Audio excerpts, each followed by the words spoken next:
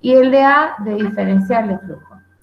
Entonces todo esto, cuando son tiempos chiquitos, como es lo que se trabajan acá, fíjense en el 7, también es uno similar, se te puede trabajar como un delta, es decir, podemos hablar de un flujo final, hablamos de un delta de flujo, ¿sí? Dividido un delta de t, un intervalo de tiempo.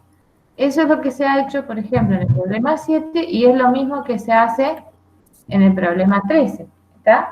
Es decir, acá está tratado como una variación del flujo y ese flujo tiene que ver con el campo magnético y tiene que ver con el producto escalar del campo magnético por A por el coseno del ángulo que forman esos dos vectores.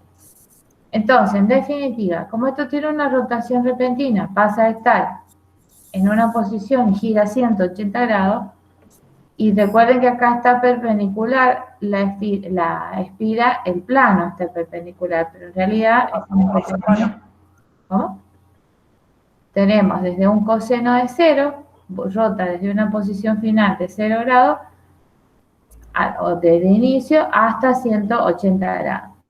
Entonces, por eso es que acá se dan vuelta el signo, porque tienen un coseno de 0 que vale 1 menos el de 180 que sería menos 1.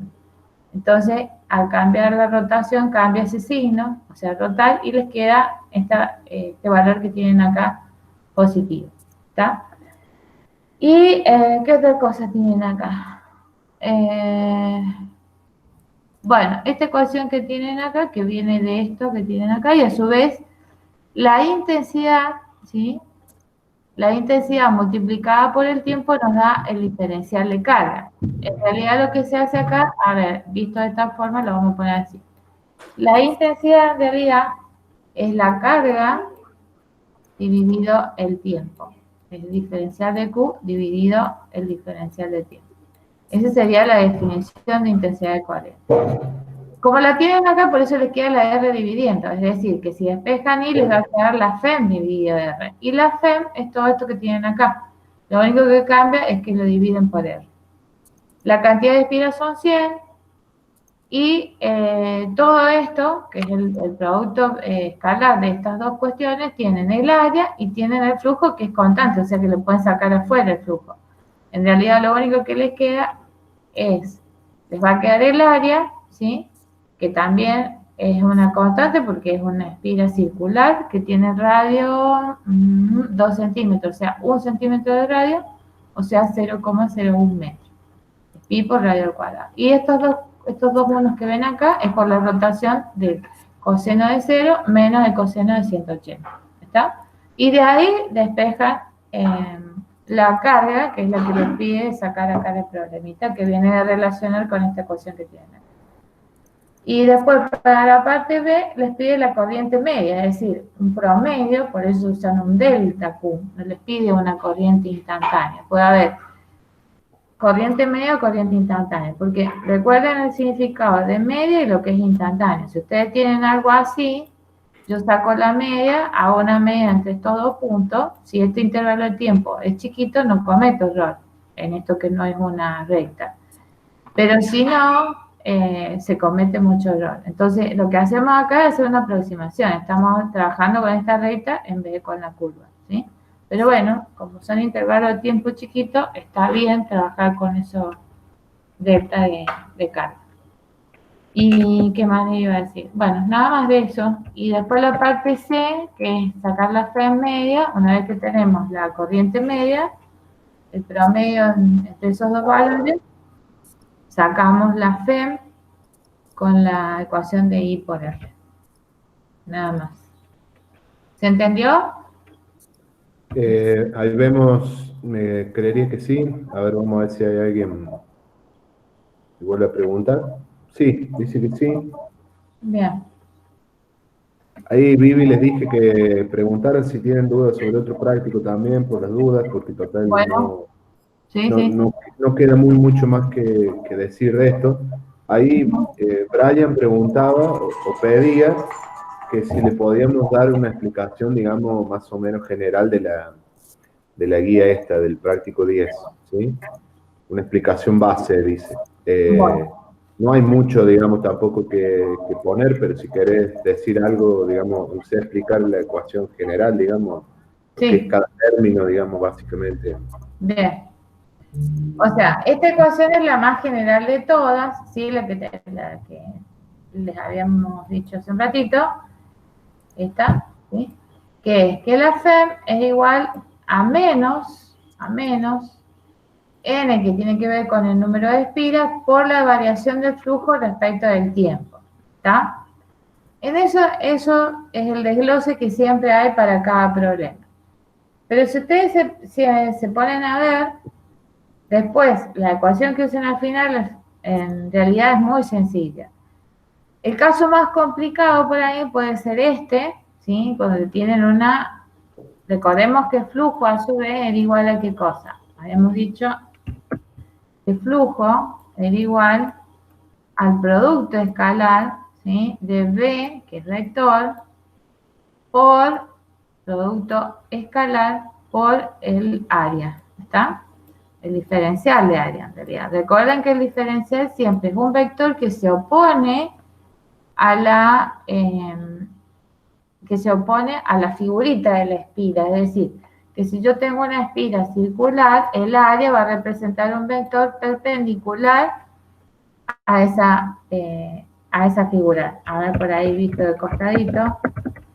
Lo que quiero decir es, si esto fuera una espira así vista de costado y esto es el área, ¿sí? Hablamos de ese vector que representa esa área. Y generalmente, más que nada cuando tengan que ver para los momentos torsores, el sentido que va a tener esa área, porque pueden preguntar, bueno, ¿va para este lado o va para el otro?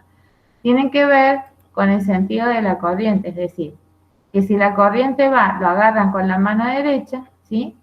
Y si la corriente, para que el vector esté orientado hacia allá, quiere decir que yo he tenido que poner los dedos así y tienen que aparecer los dedos por acá, o sea, lo agarramos como si fuera, como agarramos a las espiras, es decir, representando a la corriente con la mano, ¿sí? Y el vector de campo magnético, así como hacíamos con el campo magnético, lo mismo podemos hacer para área. Es decir, el área va a estar orientado como si agarráramos a la espira con las manos en el sentido de la corriente, ¿sí? Y el pulgar me va a representar al vector de área, así como también representa al vector de campo magnético. Bueno, eso digo por si por ahí se les ha salido para qué lado va el vector de diferencial de área. Y acá tienen un producto escalar, es decir, recuerden que esto es el módulo de B por el módulo de A por el coseno del ángulo que existen entre los dos vectores. Entonces, ¿dónde viene el desglose de esto? En este caso, lo que va cambiando es el área, es decir, hay un campo magnético para este ejemplo donde ustedes tienen el campo de esas cruces que ven, es decir, que es un campo generado por un imán, una fuente externa que provoca ese campo y en este caso está ingresando al papel. Eso, al mover esta barra que está apoyada sobre este esquema metálico, sobre esta estructura metálica, cuando movemos esta barra hacia la derecha, ese efecto, que al estar en medio de un campo poderoso de imán, se genera una corriente eléctrica, es decir, se genera una FEM. Es el principio de generación de la corriente eléctrica. Hay varias formas, o movemos el campo, o movemos el área, o sea, cualquiera de estas variables provoca una corriente inducida. Por eso es una FEM inducida, porque debido a esa variación se está generando eso. Entonces, lo que hay que entender acá es que variamos ¿qué cosa acá? Variamos el área. ¿Está? El campo es constante, pero se varía el área. ¿Por qué? El área donde está entrando ese flujo magnético. Y a su vez esto, lo que tienen que entender bien de este problema es que este signo menos significa que esto siempre va a querer oponerse a lo que en realidad está pasando ahí. Es decir, ¿cómo se va a oponer? Genera una corriente de tal manera que a su vez genere un campo magnético. Y ese campo magnético, si yo agrando, lo que va a querer es volverse para adentro. Entonces, al volverse para adentro, tiene que ser que el campo magnético que genera una vez que esto empezó a circular la corriente, tendría que estar orientado en sentido opuesto. Es decir, yo tendría que agarrar con la mano derecha, ¿sí? con la mano derecha, rodear al este anillo que tenemos acá, a este metal. Con la mano derecha agarramos y ¿qué va a pasar? Deberían estar los dedos apuntándonos hacia nosotros para que la corriente se genere en este sentido como lo ven acá y acá como tienen los dedos. Es decir, los dedos me tocarían o pasarían de abajo hacia arriba, por eso acá se ve como si fueran las uñas, ¿sí? Y el pulgar significa que estaría apuntando hacia arriba para generar el efecto opuesto a lo que inicialmente estaba sucediendo. Bueno, eso es lo más importante de este problema. Ahí tienen uno y acá creo que el 2 o el 3 eran exactamente al revés. O sea, era al revés, creo que se movía para adentro y tenían que generar un efecto inverso a este y la corriente circulaba en el otro sentido. Eso es la variante, que desglosado todo esto termina quedando esta ecuación, que eso se lo vamos a dar a nosotros, o sea, todo eso va a estar en la hojita de fórmula. O sea que el detalle de cómo se va haciendo esto, por lo menos para este caso, no lo necesitan, ¿sí? Porque surge de analizar esto, el área, que a su vez hay un diferencial de X que se mueve respecto del tiempo y es lo que da esa velocidad que tienen ahí. Y ese L multiplicado por ese diferencial es la longitud, por esto da el área esta, eso es el área en definitiva, que asociado con otras variables les termina quedando esa velocidad que tienen ahí.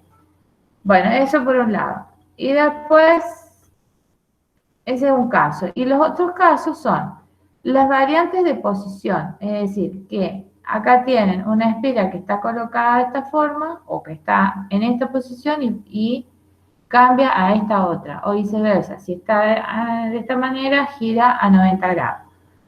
Esa sería otra variante donde, en este caso, esto que estaba dibujado acá, significa el flujo magnético, ¿tá? Este caso, de este problema, tenía un flujo magnético constante. Es decir, esta flechita que ustedes ven acá, ¿sí? Significa el flujo constante. Lo que cambia es que acá el área no cambia, la espira es siempre la misma, o una bobina con varias espiras, tiene 80, toda esa bobina no cambia, lo que es de tamaño. Lo que cambia es que va cambiando de posición. Ese cambio de posición hace de que esto salga fuera de la derivada, ¿sí? Todo esto, el B y el A son constantes. Terminamos derivando, ¿qué cosa? El coseno, en definitiva, ¿sí? Y la derivada del coseno es menos el seno, por eso ese menos que teníamos pasa a ser positivo. Y pasa de el seno de alfa, y a su vez, como esto es una derivada compuesta, alfa tiene adentro, o sea, lo volvemos, es una regla de cadena, volvemos ahora a derivar el alfa, derivada del alfa respecto de t. ¿Y quién era la derivada del alfa respecto de t? Acuérdense que en física 1 ustedes veían de que si nosotros estábamos acá y pasábamos a una posición, a una nueva posición, lo que avanzábamos en este sentido son los grados que me voy moviendo con el tiempo, y eso tenía que ver con el movimiento circular. Es decir, que esto es la velocidad angular.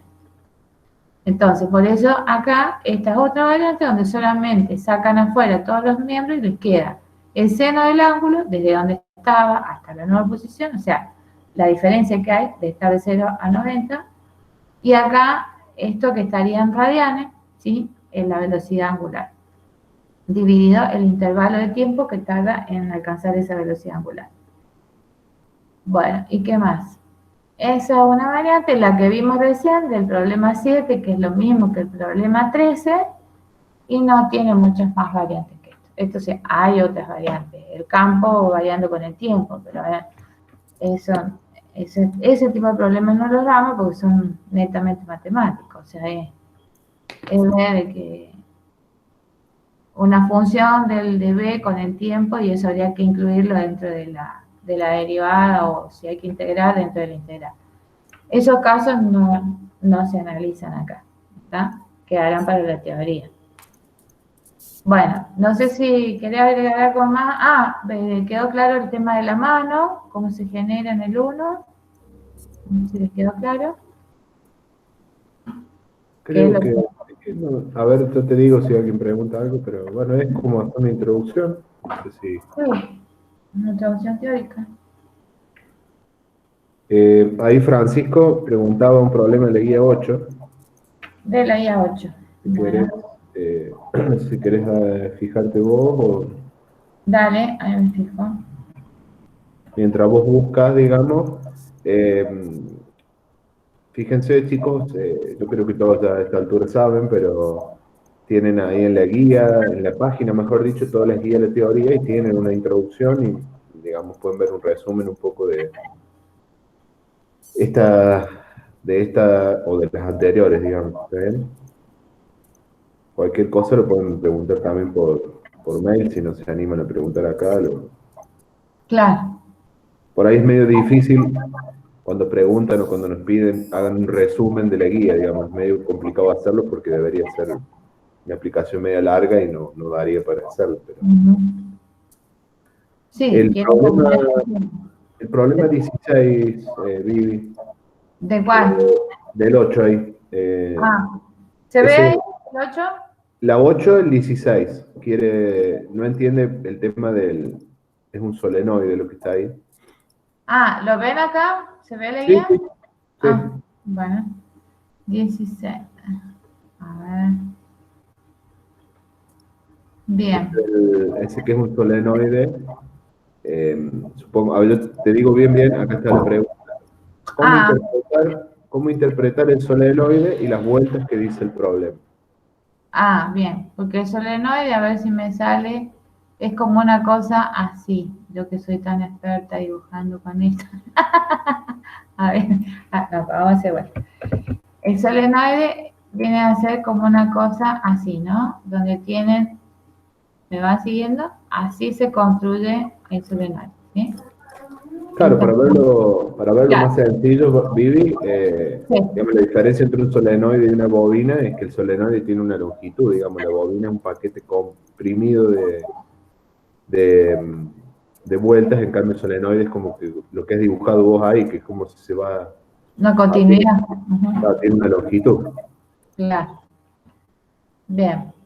Bueno, y eso que yo les dibujé acá es como que yo agarro un cable largo de longitud L, ¿sí? Acá esto que dice 1 metro de largo, obviamente se está refiriendo a ese L. Este L que ustedes tienen acá, creería yo que es ese, a ver si. Se refiere a todo el largo que usé para hacer esa bobina, eso para hacer ese solenoide. Entonces, por eso es que acá ustedes tienen que tiene 1 metro de largo y 3 centímetros de diámetro. Es decir, ese diámetro se refiere a esto, al diámetro que hemos decidido darle a ese solenoide. A eso se refiere cuando dice D, que en este caso vale 3 centímetros. Y dice que tiene 5 capas, o sea que además de las vueltas, es como que está superpuesto esto, volvemos a dar otra corridita más, así hasta completar las 5. ¿Entiendes? Es decir, que de esto que yo dibujé abajo es como que volvemos a enrollar. Es como si agarráramos una cinta de scotch y agarráramos un cilindro y le damos una pasada. Le volvemos a dar otra pasada y le volvemos a dar otra pasada. ¿Está bien? Así sería, ¿no? Ingeniero electrónico, ¿usted qué dice? ¿P? ¿Cómo viene? Digo, que es como que das una pasada, después volvés sin discontinuar, ¿no? Porque esto todo tiene que ser continuo. Claro, Volvés a dar otra pasada, después volvés a hacer otra capa y así hasta completar las 5 capas. claro, estos Ujú. son, fíjense que dice tiene 5 capas de espiras. O sea, las espiras serían, si quieren llamarlo ustedes, el solenoide este está formado por 5 bobinas que tienen 850 vueltas cada una. No están separadas una de otra, sino que van continuando así como dice Vivi. Claro. Ujú. Son como 5 paquetitos de bobinas que juntas todas forman un solenoide, digamos. Bien. Bueno, y nada, y esa es la ecuación para usar con solenoide, o sea que necesitas el mu cero, el I y el N, que el N tiene que ver con la cantidad de vueltas por metro, ¿está? Es decir, por cada unidad de longitud, digamos, cuántas vueltas has dado. Eso teniendo en cuenta las capas que tenés, que son estas que involucran acá. Bueno, que lo más complicado es sacar ese N. Y una vez que tenés ese N, lo demás, bueno, es aplicar la ecuación, nada más. Y después del flujo, que provoca esto está relacionado con el campo magnético, que es ese B que sacamos acá, con el área, ¿está? ¿Y cuál es el área? Y bueno, el área va a ser la de pi radio al cuadrado sobre 4 o diámetro al cuadrado sobre 4 o radio al cuadrado, ¿está? Acá directamente los 0,03 sobre 2 sería la mitad y sería el radio, ¿no? Y con eso sacamos el flujo que provoca este solenoide. Pero más que ese problema, había uno más bonito que me parece que... Ah, es este también, el 18, que por ahí es bastante... A ver, acá tienen un solenoide también. Este era un poquito más complicado, porque en este tenía el radio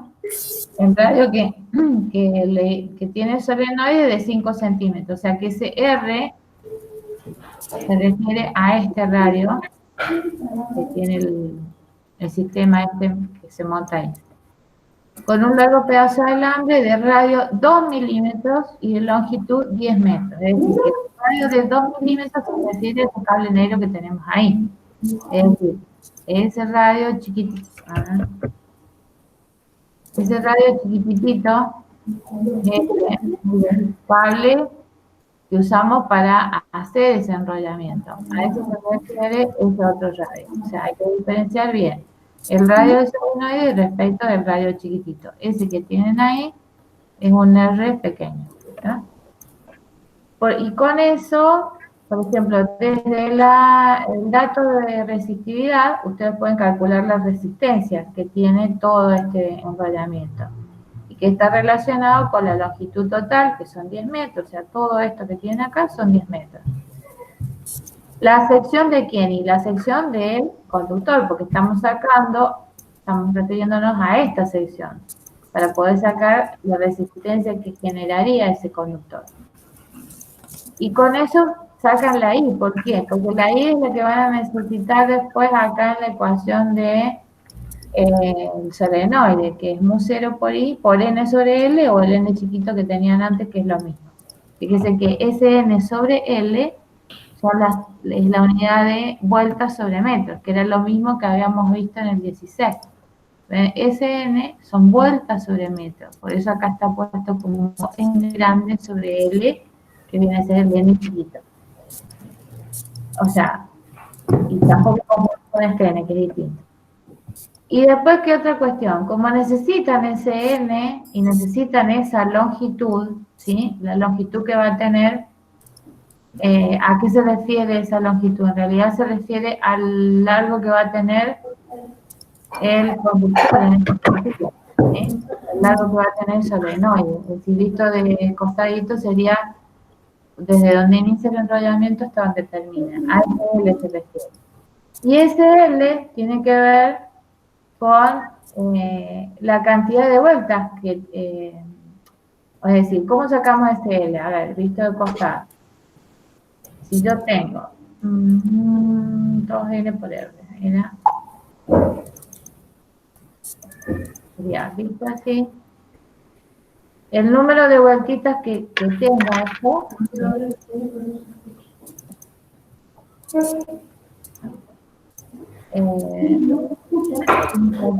2N por R. Cada R de esto y la cantidad de veces que tenemos me va a dar este largo que tenemos acá. Me faltaría porque tenía 2. Porque era 2. A ver si viene arriba. Reponer.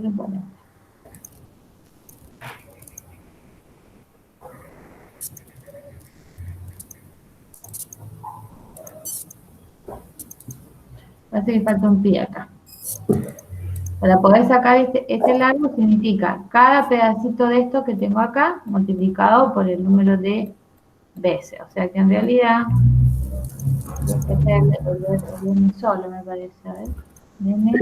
¿Qué cosa, Vivi? Esto era cada radio de esto chiquitito, ¿sí? Sí. Lo multiplicamos n veces y nos da el largo este que tenemos acá. Claro, ahí vos hablas del N, el N grande sería la cantidad de las vueltas que tiene ese solenoide. Sí, Que es la pero que vos además, marcas con líneas ahí. Está bien, esas líneas que marcas ahí. Y el L total, digamos. claro, Y el otro L es del perímetro, digamos, de la circunferencia, digamos. claro, una de dos, falta un pi ahí, claro, está faltando el pi. Entonces, ¿lo decís, L? No, espera, este No, L porque grande, a ver, es... vamos a ver. Este Dale. L grande, ese L grande es cada vueltita, ¿no es cierto? 2 pi por radio daría la circunferencia de este chiquito, como está acá. 2 pi por r. Multiplicado n veces me va a dar la cantidad de vueltas que tengo. Lo que pasa es que ese r acá está mal. Era este problema, sí, era el que estaba al revés del radio.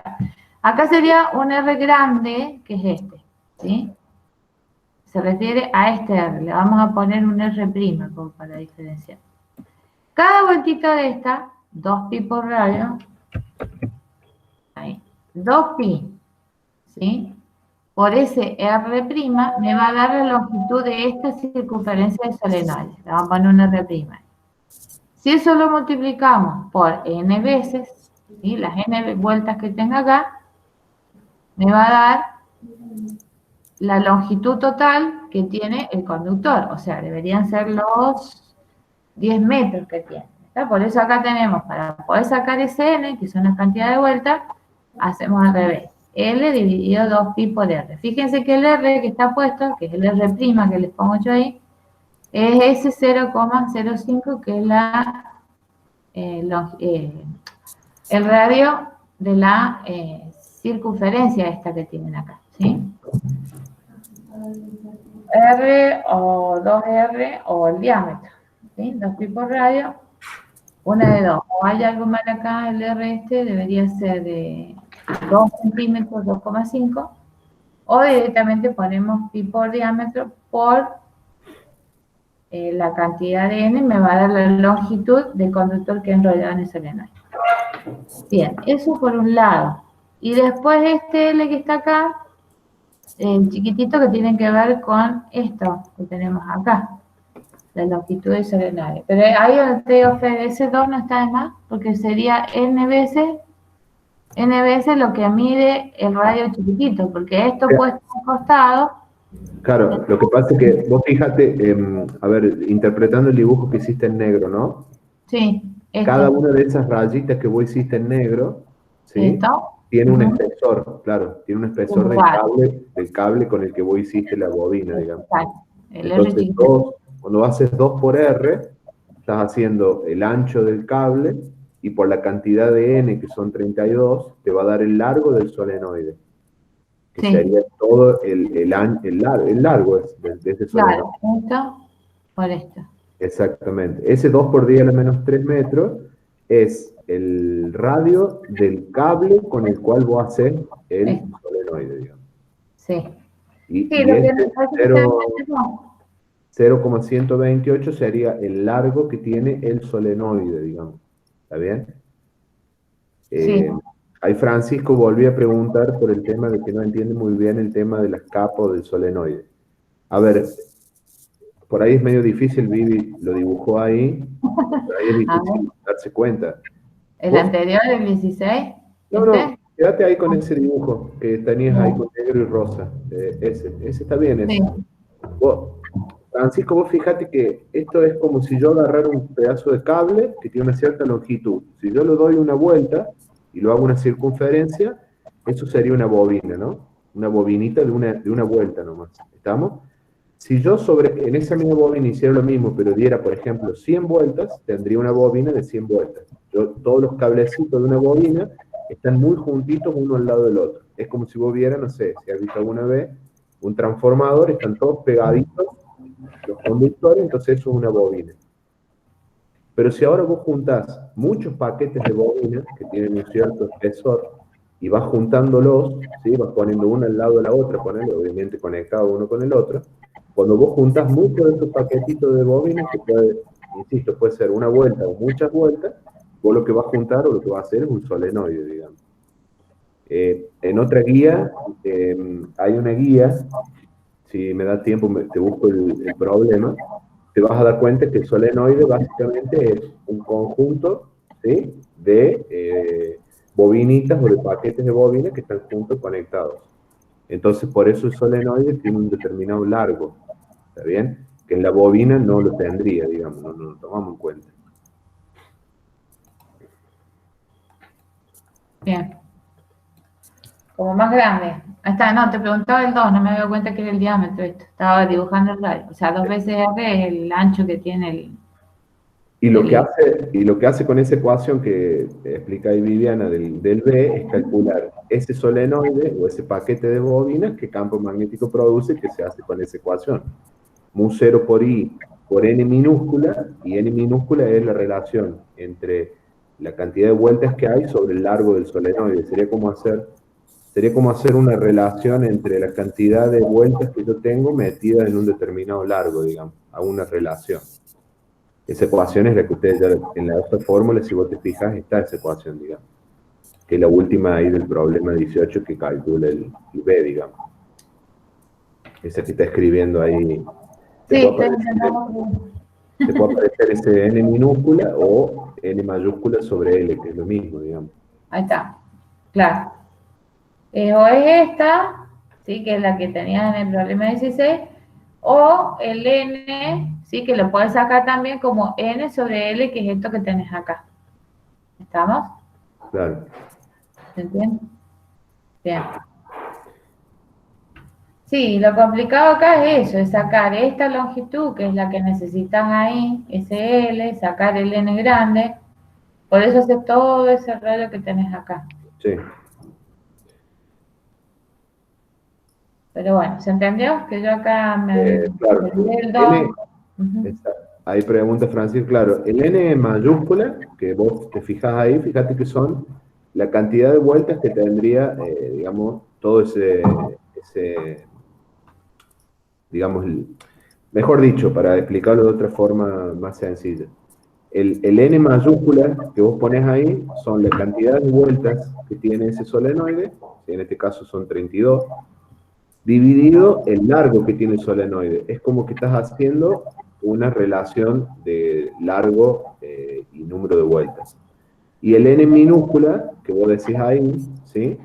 El N minúscula son esa cantidad en realidad son las vueltas que tenés. O sea, vos tenés que fijarte que pones, vos ahí fijate el N minúscula, las unidades del N minúscula serían vueltas por metro, ¿está bien? ¿Sí? O sea, lo podés escribir directamente, sacarlo antes del cálculo, o ponerlo como lo pone ahí en el ejercicio 18. Es lo mismo, digamos. No sé si queda ahí claro o te compliqué más la vida. No dice nada, ¿entendieron? Sí, Claro. no, ahí, Francisca tenía la duda esta. El L es la longitud esta que yo le he puesto en rosadita. Es ese L chiquito acá, que ven ahí, ¿sí? El L grande, no hay que confundir, que es la longitud del cable como si lo tuviéramos virgen y lo agarramos de una punta y lo queremos estirar. Con ese hacemos el enrollamiento. A eso se refiere el L grande, que está muy relacionado, que bueno, por acá capaz que no está muy marcado, pero ahí sería un L grande ahí, que son los 10 metros, ¿está? Con lo que construimos el solenoide. Esas son las dos cosas que hay que diferenciar. Y lo que también hay que diferenciar es el radio chiquititito del conductor que usamos para hacer el solenoide respecto del R' que les puse yo acá, que es el radio que tiene el solenoide. Eso hay que diferenciarlo bien, ¿está? Entonces, por eso, teniendo bien eso en claro, listo, no hay problema. Y lo demás ya son todas cuestiones geométricas. Ese largo es el diámetro del conductor que lo ponemos uno al lado del otro, multiplicado. Si tengo 5 veces enrollado, voy a tener 5 por lo que valga el diámetro. Eso va a representar esta longitud. Exacto. Ahí lo único para aclarar que, no, digamos, no hay que confundir el NS mayúscula con la cantidad de vueltas de cada una de las espiras, sino que son las vueltas que tiene el solenoide, que obviamente hacen que esa cantidad de vueltas tenga un determinado L, que es el que ves ahí, digamos. Si vos te fijas el problema, ahí me estás fijando, el problema 19 de la guía 9, vas a ver que está dibujado un solenoide de frente, digamos, se ve en el plano, pero se ve, digamos. Eso sería un solenoide. Y adentro de ese solenoide hay una bobina. Fíjate que la diferencia es que una está más apretadita que la otra, básicamente. A ver, espera. A ver, lo buscamos. ¿En cuál me decís? En el práctico 9, el 19, que hay justo Juan Leporati pregunta de la guía 9. Si vos te fijas, ahí hay un dibujito. ¿Este? Claro, ¿ves? Ese es un solenoide. ¿Ves que el de afuera, el que está de frente, digamos, el que está horizontal es un solenoide? Y el que está al medio sería una bobina, que tiene una cierta inclinación en este caso. Está bien. Pero fíjate que son como si fueran muchos paquetes de bobina que hacen que ese solenoide tenga un determinado L, digamos. Y vos calculas el campo en el centro, con esa ecuación, calculas el B en el centro. Claro. Ahí preguntaba Juan, no sé cuál es la duda del ejercicio, pero preguntaba de ese, del 19. Preguntaba, a ver, tenía dudas sobre ese ejercicio. ¿Qué duda tiene de ese problema? Pero no, supongo que será en general, digamos. Ahí también tenés que es un producto vectorial ¿sí? Donde ustedes hacen, en realidad, esto lo sacan con el producto vectorial que surge de esto, con el vector de campo B, ¿sí? Por eso tienen ese seno del ángulo. Entonces, ahora un poquito de diferencia tiene. ¿Qué es lo que tienen que sacar acá? El campo producido por una bobina de 004 de sección transversal tiene un devanado de 20 vueltas y es recorrido por una corriente de 10 miliamperes. Al introducirlo en el centro de un solenoide de 1000 vueltas por metro y una corriente I, se origina un momento de 1 por 10 a la menos 8 newton metros cuando el eje de la estira forma un ángulo de 30 grados con el eje del solenoide. Calcular la corriente que circula por el solenoide. ¿Está? Entonces, ¿qué es lo que tienen ahí? Tienen el momento, ¿sí? Tienen datos del momento, tienen datos de la corriente que circula, que es 10 por 10 a la menos 3, que sería la corriente que circula por la bobina. ¿Tá? Y esa es lo que ustedes quieren ver, el efecto que esto provoca en el solenoide. Entonces, de acá van a sacar el campo, ¿sí? Con este dato sacan el campo y tienen un ángulo de 130 grados, de 30 grados. Fíjense que el ángulo está sacado con respecto al campo que se generaría y con respecto a 30 grados, pero fíjense acá el detalle del diferencial de área, que es perpendicular a esta área, ¿está? Por eso tiene ese ángulo ahí de 30 grados. Y bueno, nada, con esto sacan y con el área, el área que tiene la bobina, que es 004. Con eso sacan el campo que genera la bobina. Y después que les pedía sacar la corriente que se generaba en el solenoide. Entonces, y tienen las vueltas que tiene el solenoide, que son 1000 vueltas por metro. Es decir, y ahí está el NS chiquito. ¿Tá? Recuerden que era la cantidad de vueltas por unidad de longitud. Ahí tienen el dato de las 1000 vueltas por metro. Bueno, el museo tienen todo. El B que lo sacan de la primera parte y ahí pueden despejar la corriente generada en el solenoide. No sé si... Sí, no tiene... No tiene demasiada complicación. No sé si Juan habrá entendido o no, que avise. ¿O cuál es la duda que tenía? Sí, dice en general, será la interpretación del problema, pero... Sí, dice que está bien. Bueno, yo no sé si hay alguna otra duda. Recuerden, como para ir comentando, nosotros ya, al igual que la teoría, ya hemos terminado con lo que es la práctica, con la guía 10, digamos. No es muy larga, vuelvo a insistir. jueves, como el parcial supuestamente en un principio era este jueves, lo pasamos para el martes 9, así que este jueves lo único que va a quedar es una clase de consulta en general, digamos, de todos los problemas. Lo que sí les recomiendo, como lo recomendé la otra vez, es que si van a hacer consultas, tengan anotadito más o menos bien lo que quieren preguntar, porque si son muchas personas que consultan en el mismo momento, por ahí se puede complicar. Recuerden que hay otros canales de consulta también. WhatsApp, mail, está bien. Sábado y domingo no contestamos porque es día de fin de semana.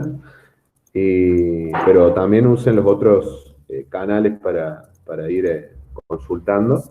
Y para el jueves tengan armadito más o menos lo que quieren por ahí saber, ¿no?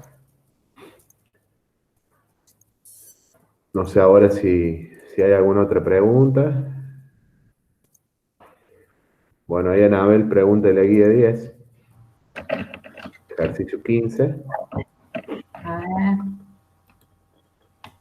Guía 10.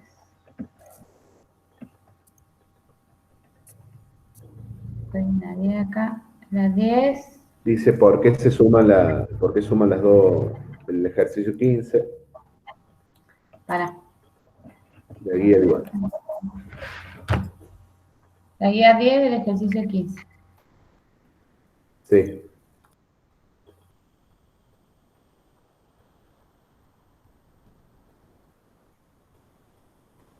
Sí. El que explicamos hace rato. Parecido. No, Ese. el 15.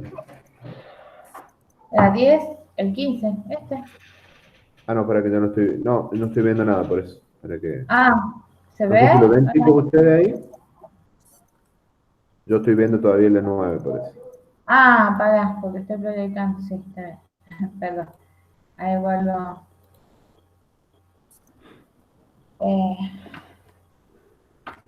el 10.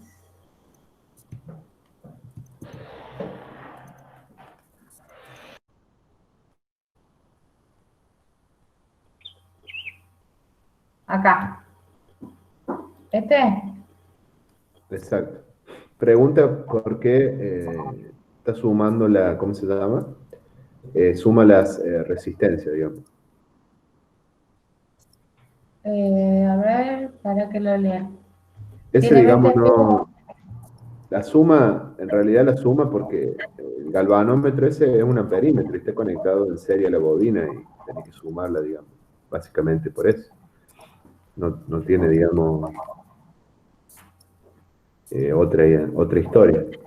Es la resistencia total del circuito, digamos.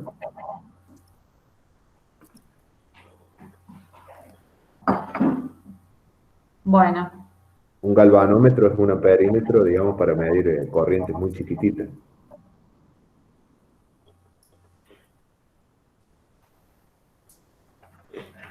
Esa sería nomás ahí dice que eso se ve. sería la duda. Está bien. Sí. Bueno. Valentina dice, ¿en qué momento lo cancelamos? Ah, verdad que la pregunta venía de antes. Ah, El signo de la ecuación. En este mismo problema está diciendo Valentina.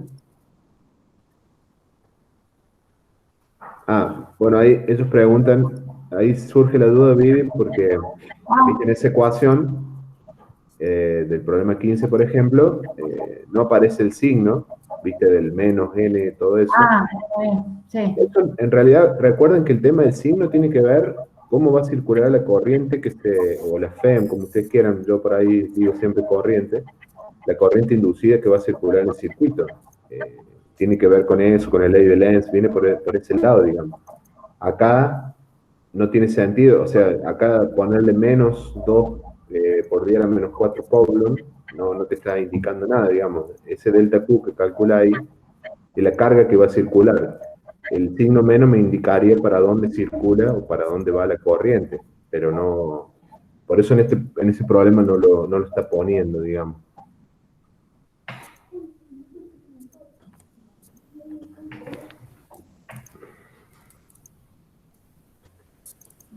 Así que, digamos, un análisis lo que hace ahí es calcular la cantidad de carga que está circulando. El signo menos me indicaría el sentido, pero como en este problema no es algo que está preguntando, no. Sería eso nomás.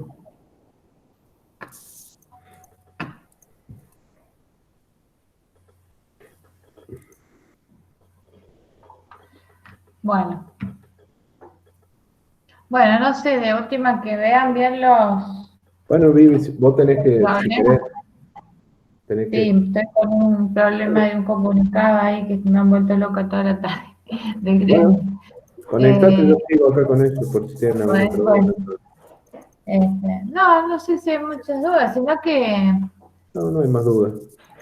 nos manden y vamos contestando. Yo no tengo drama cuando mandan a los mails de contestar. Lo que sí, si mandan consultas en los mails, especifiquen el problema, si pueden poner una imagen por ahí o Claro. la duda. Ujú. Preguntas por ahí como abiertas, así expliquen un tema en general, medio como que a esta altura ya no, pero problemas así que ya tienen ustedes ya leída un poco la teoría. Con Bueno, yo me voy a Catri. tener Bueno, que desconectar un ratito. bueno, ahí Bueno, Fede, ¿te presento yo. dale. Bueno, Catriel, bueno, el punto 11 la guía 9. Ahí vamos. A ver, ahora. Voy a-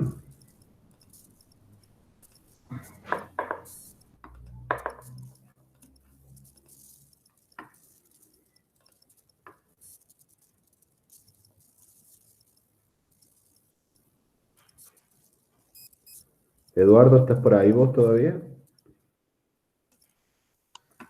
Sí, Fede, te escucho. Ah, bueno. No, para que chusmees el chat, cualquier cosa, porque no lo voy a ver, ¿no? Dale. El punto 11 de la guía 9. Vamos a la guía 9. 11.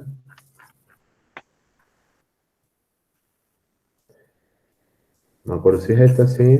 Problema 11. Bueno, ahí lo están viendo. Sí, se ve ahí, sí. Bueno, ¿cuál era la pregunta? ¿Por qué usa? Dice, problema 11 de la guía 9. ¿Por qué usa la fórmula de conductor infinito en un cuadrado? Bueno, acá Catria lo que vos tenés es que el conductor AB, que es el que está arriba, digamos, denme un segundito que voy a habilitar.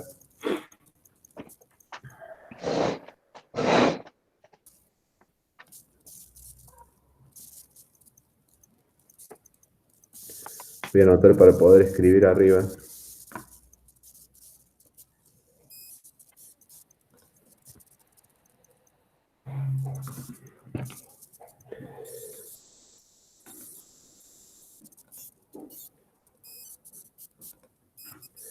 Bien, el conductor de arriba, o sea, el AB que vemos acá, es el que generaría, el que sería la fuente del campo magnético, ¿sí? En la zona de esta espira rectangular que tenemos acá, en el conductor de arriba circula una corriente I1, ¿sí? Que es de 20 amperes, y en el cuadro rectangular circula una corriente de 10 amperes, que acá es donde van a surgir las fuerzas, digamos, que van a aparecer por estar en ese campo, dentro de ese campo magnético.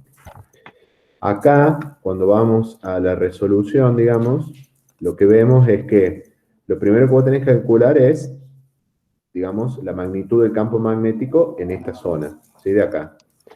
Por eso utilizas acá la ecuación de un conductor infinito, porque estás analizando el conductor AB, que es el infinito, por eso acá aparece la corriente I, que es la de 20 amperes, ¿sí? Entonces sacas que la magnitud del campo magnético es de 4 por 10 a la menos 4, bueno, Weber sobre metro cuadrado. ¿A qué distancia lo calculas? Y bueno, primero a 0,01, que sería la zona donde está esta cara de la espira, y también fíjate que la calcula a 0,1, que sería esta zona de la otra cara de la espira.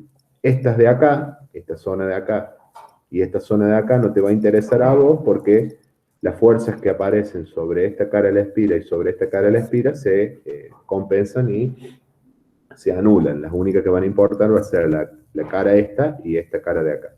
Digamos, fíjate que vos a las espiras, a esta espira rectangular, la podés tomar o analizar como si fueran 4 conductores distintos. Después, una vez que tenés el B1 y el B2, que sería el B2 es la magnitud de campo magnético en esta zona, y el B1 es la magnitud del campo magnético en esta zona.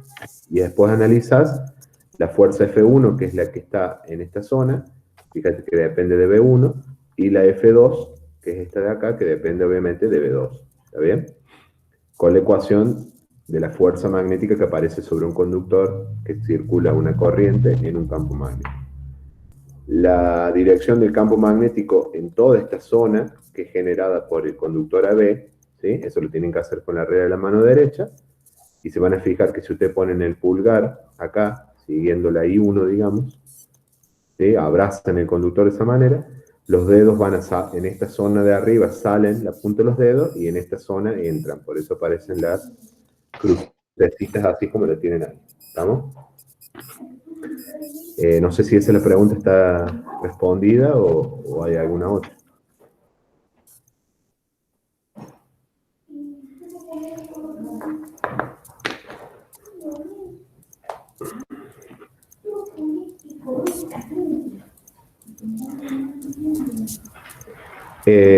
No es que, a ver, Catriel ahí, no sé si es solo... Vos acá lo que tenés que analizar es lo siguiente. El conductor AB, que vos tenés acá, el de arriba vendría a ser este, que voy a poner acá. Este es el que genera tu campo magnético, ¿sí? Que está representado en la zona de arriba por esos puntitos y en la zona de abajo por las cruces. ¿Está bien? Es la fuente de campo magnético, ¿sí? Que vimos mucho en la guía anterior. Esta es la fuente, ¿está bien? Como es la fuente, es la que genera ese campo magnético. ¿Cómo la calculo? Con la ecuación de campo magnético de un conductor infinito, que es ese. ¿Por qué hace dos cálculos, el B1 y el B2? ¿Y por qué? Porque esta zona donde hay un conductor o una de las caras de la espira por la cual circula una corriente, está en esa zona, y este otro de acá está más alejado. Lógicamente, en esta zona el campo magnético es más grande que en esta zona de acá, porque obviamente está más lejos, ¿no? Eso por un lado, es analizar las fuentes. Una vez que vos ya calculaste las fuentes, digamos, o la magnitud del campo magnético, que son estas dos, lo que vos ahora te olvidás del conductor a vez, digamos, ese ya estaría, cumplió su cometido, y lo que vos te metes ahora es analizar qué le pasa a este conductor o a esta cara de la espira, ¿sí?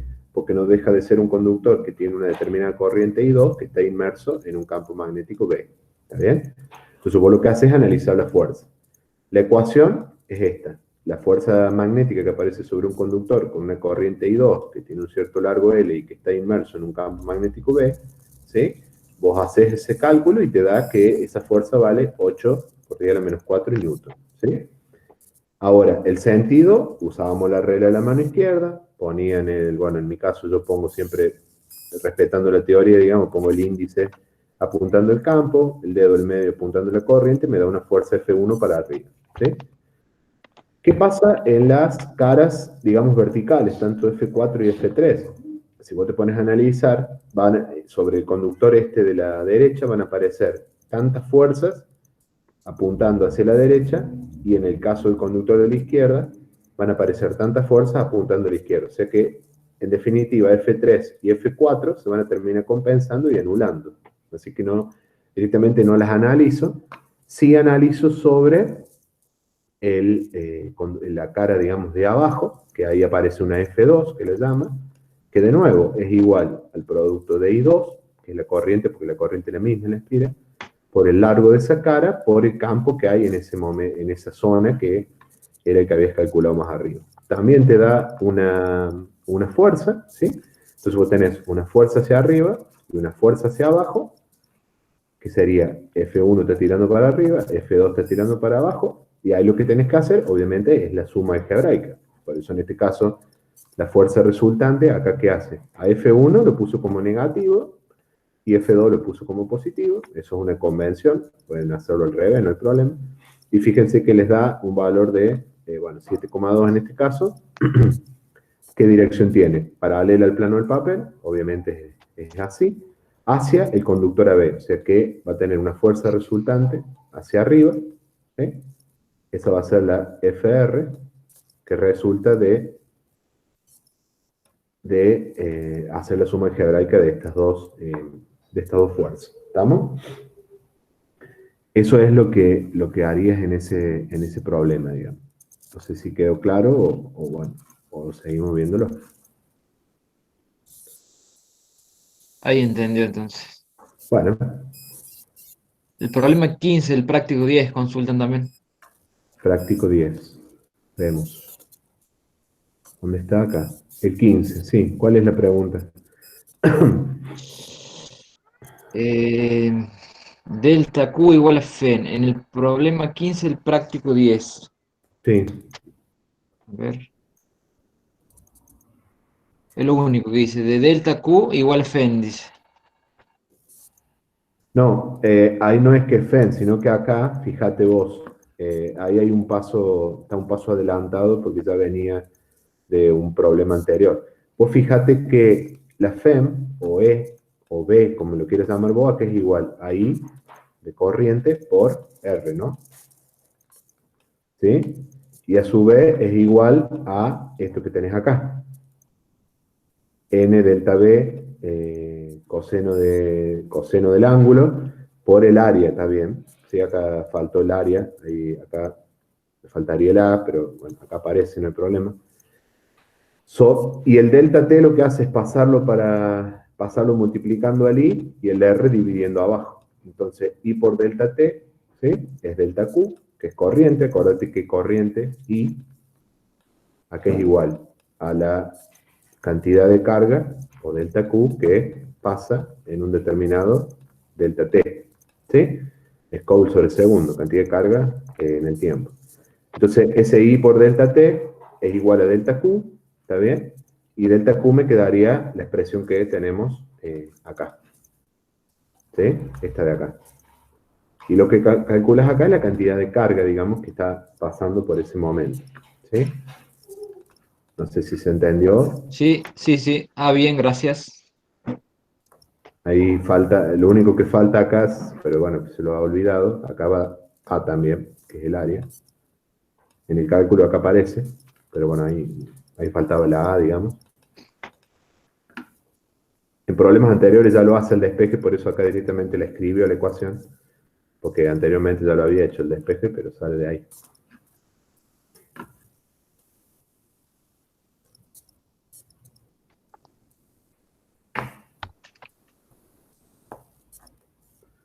Bueno, yo creo que no hay más preguntas.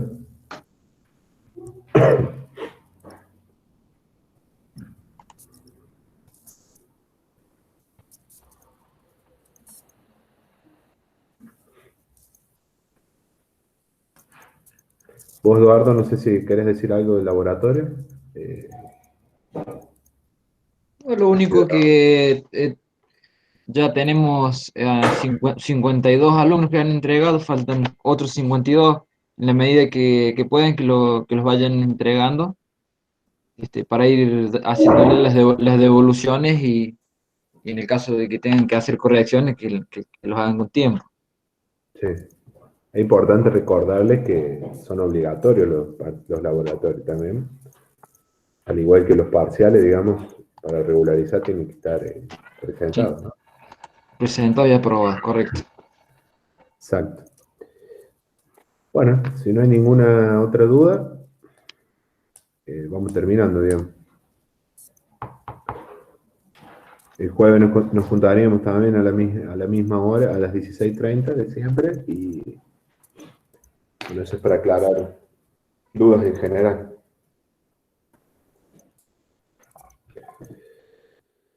Bueno, listo. Listo, Nos vemos, entonces. chicos. Chao, Eduardo. Dale, Fede, nos vemos. Nos vemos. Hasta luego, chao. Chao.